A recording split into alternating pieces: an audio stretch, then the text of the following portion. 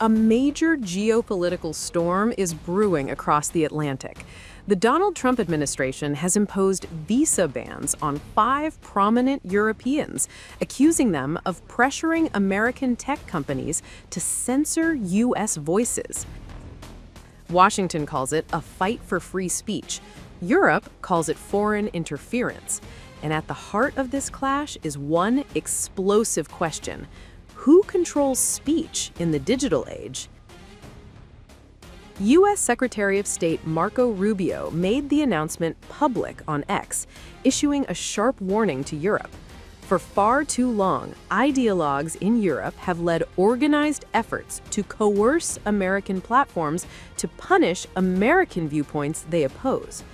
Rubio said the Trump administration will no longer tolerate what it calls extraterritorial censorship, and confirmed the State Department is now barring what he described as leading figures of the global censorship industrial complex.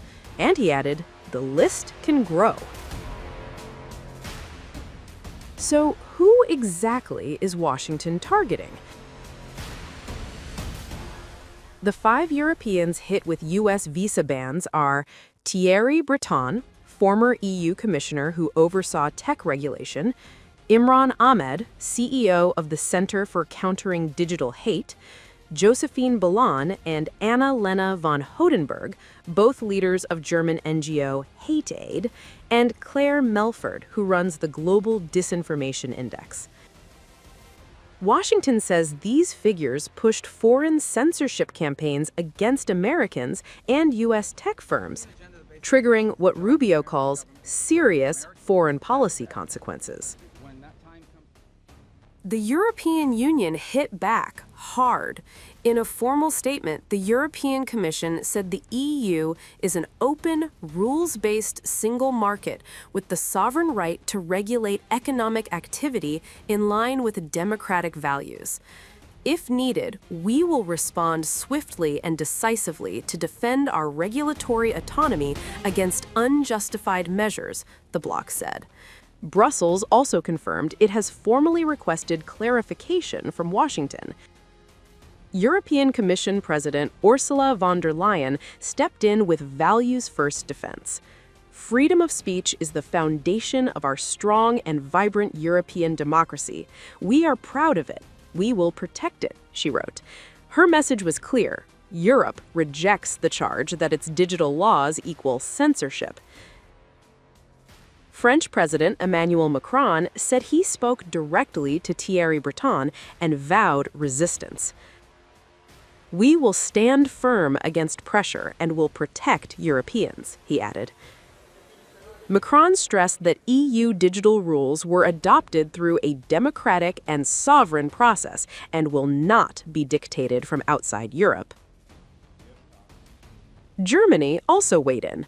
Foreign Minister Johann Wadephol called the bans not acceptable and said Berlin would address Washington's interpretation of EU digital laws to strengthen the partnership, not break it. The EU Council and the UK echoed similar concerns, warning against escalation between allies. This move is part of a broader Trump-era campaign against foreign influence over online speech, and the U.S. is now using immigration law as its weapon. Washington argues Europe's Digital Services Act pressures platforms to police political speech. Europe insists the law targets harmful and illegal content, not opinions. Former EU Commissioner Thierry Breton hit back on X, asking, is McCarthy's witch hunt back? 90% of the European Parliament and all 27 member states voted for the DSA. To our friends in America, censorship isn't where you think it is.